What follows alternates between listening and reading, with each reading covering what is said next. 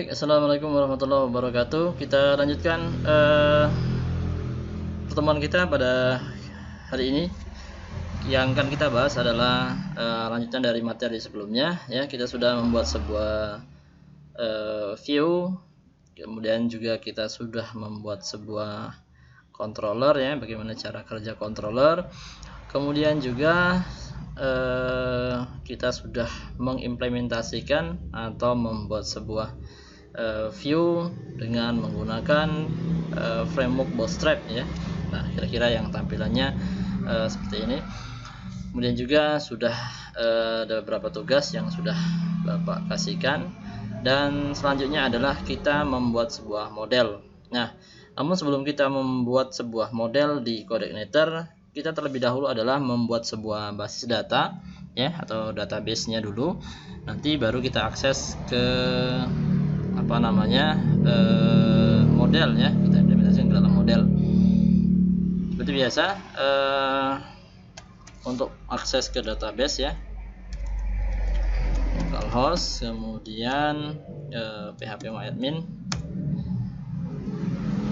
Nah, untuk database sendiri itu tidak jauh beda dengan proses di RDBMS, ya.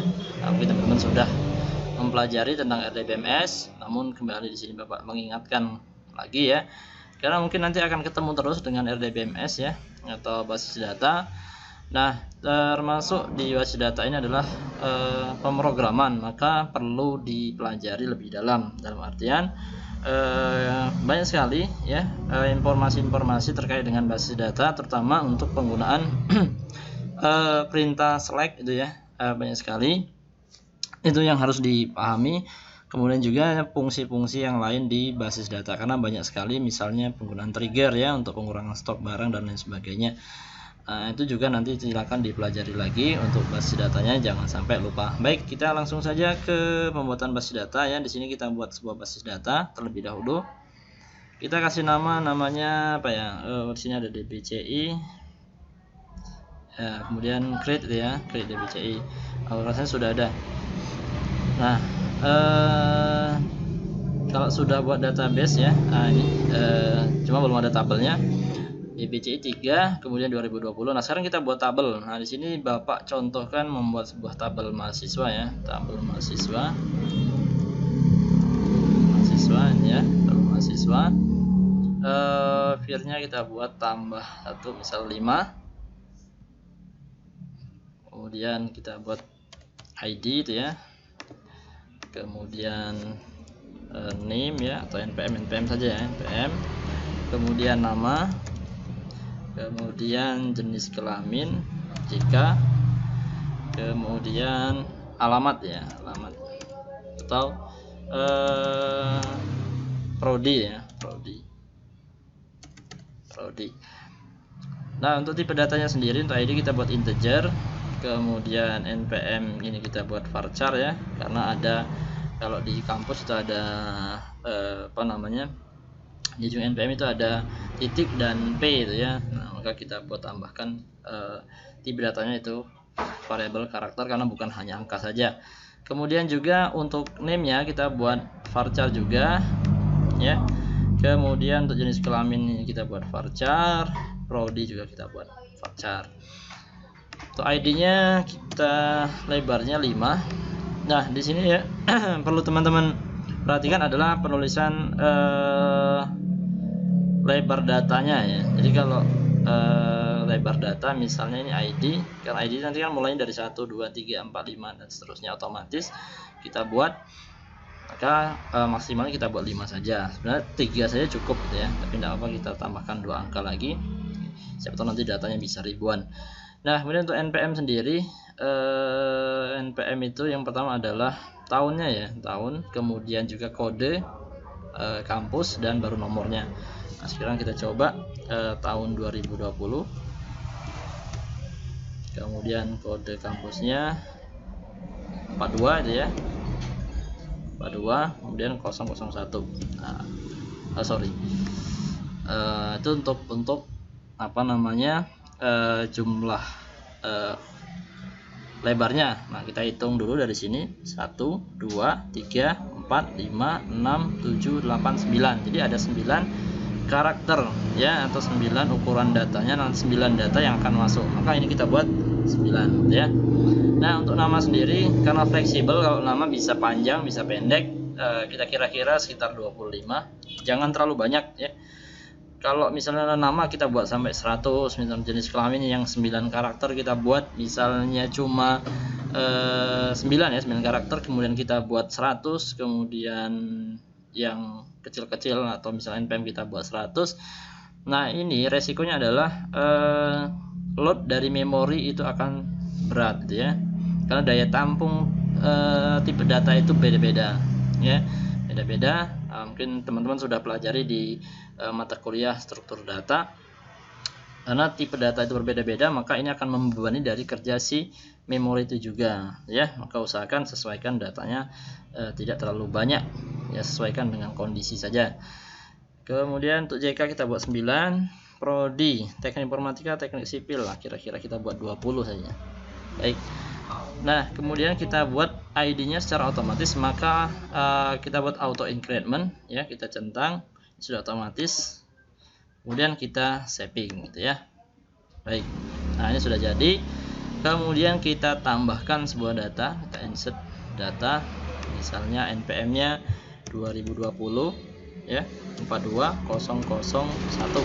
Nah, nama misalnya Budi ya, ada Budi Anduk gitu ya. Kemudian jenis kelamin laki-laki, program studi teknik informatika. Kemudian ada 2020 042 ya, kode kampus 002, nama Putri misalnya Putri Handayani, jenis kelamin perempuan, program studi teknik informatika, teknik sipil ya, teknik misalnya sipil. Nah, kalau sudah ini kita kita eksekusi ya, go. Nah, kalau kita lihat sudah ada 2 data yang masuk ke sini. Nah, sekarang baru kita meload sebuah model. Nah, gimana kita buat model di Codeignator? Maka kita buka editornya ya, silakan buka editornya. Kita buka di bagian controller. Nah, kita tambahkan sebuah, tapi sebelum kita masuk controller, terlebih dahulu kita masuk ke bagian config di autoload ya, di autoload. Di sini kita harus config beberapa bagian ya. Di library, jadi pastikan database-nya sudah ditambahkan ya, sudah ditambahkan. Kemudian di bagian URL sudah ya, URL sudah. Nah, di sini model ya. Nah, modelnya kita tambahkan karena tadi namanya mahasiswa, maka kita nanti akan buat model M mahasiswa ya, mahasiswa saving ya. Nah, kalau misalnya teman-teman ada model lagi misalnya dosen ya, tinggal koma, kutip M dosen gitu ya, dosen. Nah, kira-kira seperti itu, tambahkan. Kemudian saving. Nah, baru kita masuk ke bagian controller ya. Kita buat sebuah file baru, file new, kemudian kita saving. Namanya adalah mahasiswa .php. Oke. Nah, sekarang kita buat sebuah controller mahasiswa, dan kita buat sebuah kelas namanya mahasiswa gitu ya, php kelas. Kemudian kita kasih nama mahasiswa extend CI controller ya. Baik, turun Kurawa jangan lupa. Kemudian kita buat metodenya public function ya, index kemudian kurung Kurawa, jangan lupa. Nah, di sini kita buat sebuah variabel ya. Kita buat variabel, misalnya variabel data. Data mahasiswa ya, mahasiswa. Nanti ini digunakan untuk meload data dari ke view ya. Sama dengan variabel this. Nah, this karena yang akan kita panggil model, maka kita panggil model yang barusan kita buat di bagian config tadi ya, m mahasiswa. Nanti kita di bagian folder model kita buat juga model dengan nama m mahasiswa. Kemudian di dalam folder di method atau di kelas model mahasiswa ini ada function atau method yang kita kasih nama misalnya view MHS gitu ya, view MHS gitu. Biar tidak terlalu panjang. Kemudian buka kurung tutup kurung, kemudian kita resolve. Oke ya. Nah, selanjutnya adalah kita load ke dalam model ini adalah kita load ke dalam view gitu ya. Maka kita panggil variabel this load view. Nah, di dalam view ini kita tambahkan sebuah data ya, data misalnya tadi mahasiswa, kita tambahkan mahasiswa s mahasiswa, data ya, s data. Dari mana data? Nah, data ini kita ambil dari variabel yang bagian atas ini. Oke ya. Nah, ini sudah jadi controllernya. Sekarang kita buat model ya. Nah, namun sebelumnya kita tambahkan lagi ya. Kita tes dulu nih. Sudah jadi belum controllernya? Localhost. Kemudian CI 2000 CI ini ya. Oke. Kemudian index mahasiswa.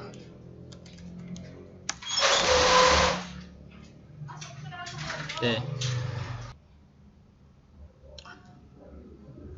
Oke, dan sekarang kita lanjutkan ya, membuat model. Karena walaupun ini terjadi trouble atau error, tidak masalah karena memang data yang di load atau model yang di load ini belum ada. Nah, maka selanjutnya adalah kita buat modelnya ya. Masuk ke bagian folder model, new file, kemudian kita saving dengan nama m mahasiswa ya, mahasiswa .php. Baik, kita buat file PHP nya, kita buat sebuah kelas ya, kelas namanya tadi adalah m mahasiswa, kemudian kita extend. Nah, kalau di controller kita extendnya adalah CI controller, maka di bagian model kita extendnya adalah CI model gitu ya, CI model. Jangan lupa kurung Kurawa. Nah, selanjutnya adalah kita buat sebuah method atau function ya, public function.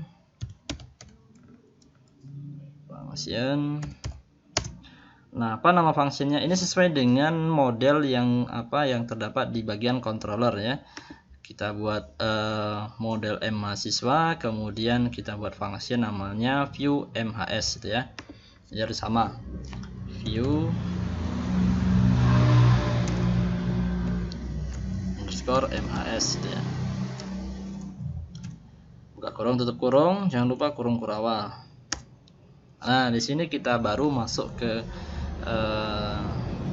scriptnya ya, untuk memanggil data ke database ya. Nah, memanggil memanggil data di database atau memanggil tabelnya, yang harus kita lakukan adalah kita buat return,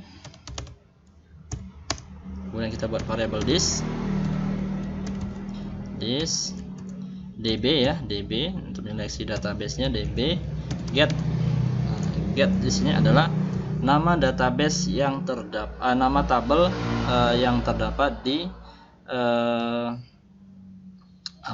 yang terdapat di database yang barusan kita buat gitu ya. Nah, di sini tb mahasiswa gitu ya, tb underscore mahasiswa. Oke, titik koma, jangan lupa disimpan, saving gitu ya.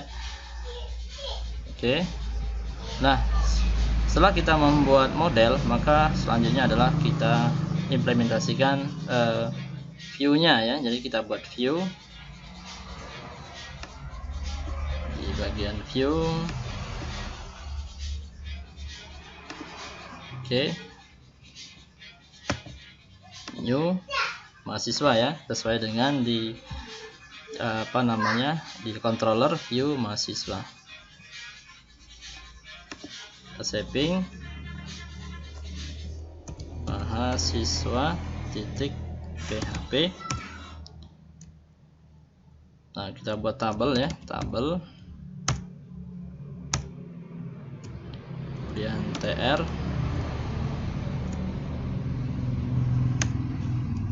td, nomor gitu ya,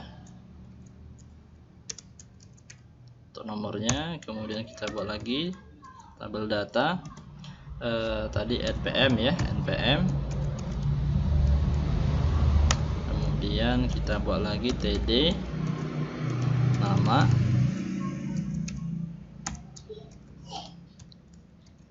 jenis kelamin,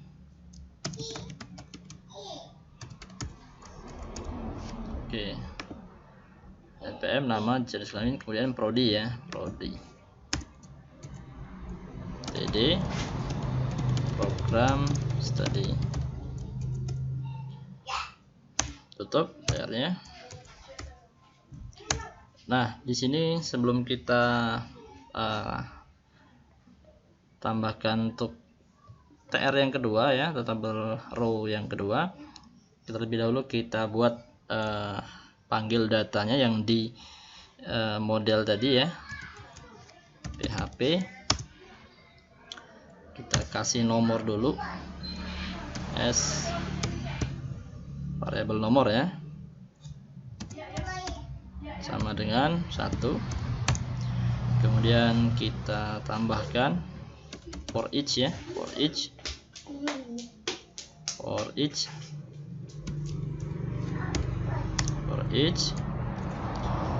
Kemudian variabel yang ada di bagian controller ya,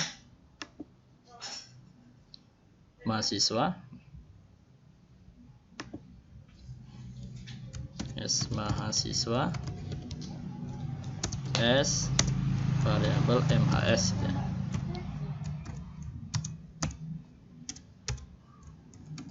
Oke, nah selanjutnya kita buat tabel row yang kedua, td php echo s no ya, nomor, kemudian td php echo s variabel mhs yang ini ya, kita panggil mhs. Kemudian kita panggil datanya, npm dulu ya, npm.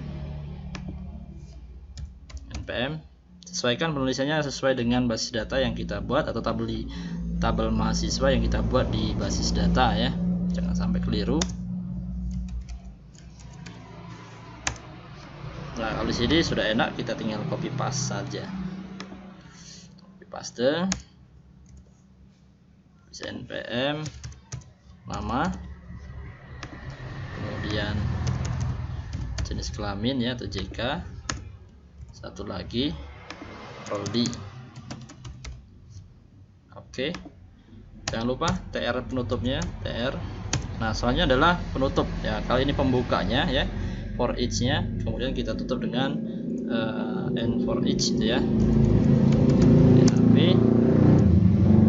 And for each ya.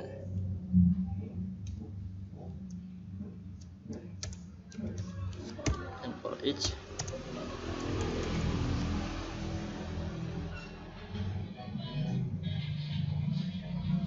Oke.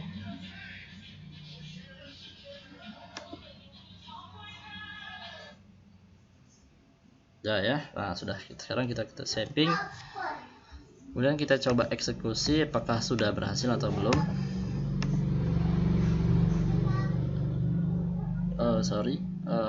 Load data mahasiswa.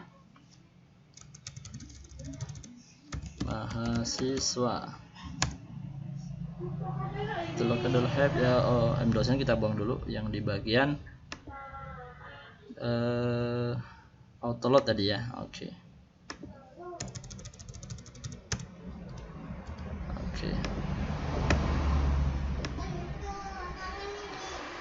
Oh iya, nah ada kesalahan ya, error concurrent number select OTB mahasiswa. Ini persoalannya adalah di basis datanya. Nah, karena kayak tadi kita belum menambahkan mengatur basis data yang dibuat ya di bagian config. Oke, sekarang kita cek bagian config ya, config. Kemudian di bagian database. Oke, nah, kita cek. Oh iya, belum kita tambahkan. Nah, nama database-nya tadi adalah ini localhost ya, localhost, root, passwordnya kosong. Kemudian database-nya kalau tidak salah namanya adalah db_ci3 2020 ya, db_ci3 2020. Oke, saving. Kita lihat. Oke, sudah tampil ya. Oke. Nah, sekarang kita cek lagi mahasiswa. Nah, ini nomornya masih 1. Nah, persoalannya adalah di bagian variabel nomor 1. Ini tambahi plus gitu ya. Biar berurutan nomornya 1 2. Nah, oke, sudah. Nah, sudah ya.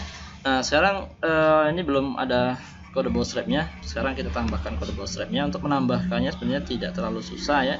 Kita masuk ke bagian controller. Nah, sebelumnya kita kan sudah pernah buat kode untuk database, untuk framework di kode itu di bagian front end ya. Nah, sekarang saya coba untuk buka bagian front end. Oke, yang ini. Nah, saya ambil bagian atas ya. 1 bagian header gitu ya, bagian header. Saya coba ambil, kemudian saya taruh di bagian controller di mahasiswa, taruh sini ya. Kemudian saya coba ambil footernya,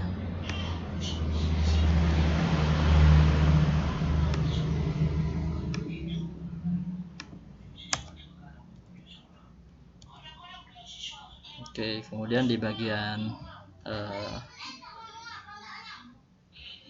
mahasiswa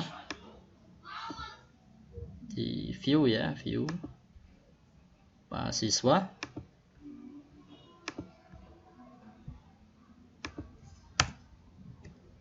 saya coba tambahkan div class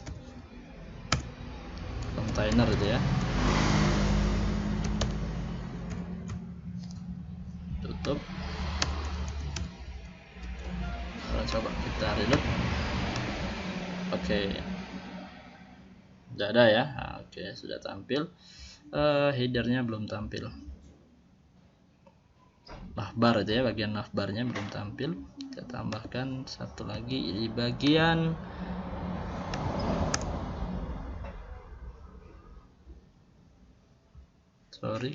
tutup dulu front end. Navbar ya, bagian navbar, saving. Oke. Nah, kira-kira seperti ini. Nah, kita rapikan saja tabelnya gitu ya. Tabelnya kita rapikan di bagian view ya, view, kemudian tabel. Nah di box tabel ada kelas tabel ya, kelas tabel. Sekarang kita lihat perubahannya. Oke, sudah berubah aja ya tabel. Kalau mau kita kasih keterangan di bagian atas, if class, kita tambahkan sebuah alert warna biru gitu ya, info, kemudian kita kasih keterangan heading level 4 gitu ya, namanya data mahasiswa.